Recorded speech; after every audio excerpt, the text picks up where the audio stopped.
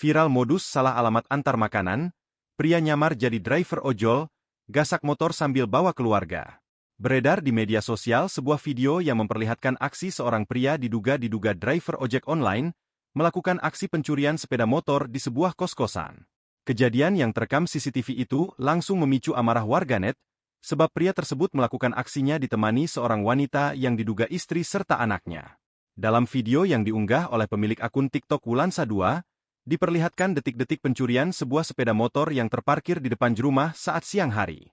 Pria tersebut dengan pelan-pelan melihat lebih dulu lokasi sekitar, kemudian beraksi dan melarikan sebuah sepeda motor.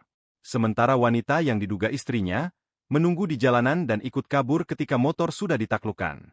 Warganet yang melihat tentu saja dibuat syok, sebab dengan beraninya beraksi sambil membawa keluarga.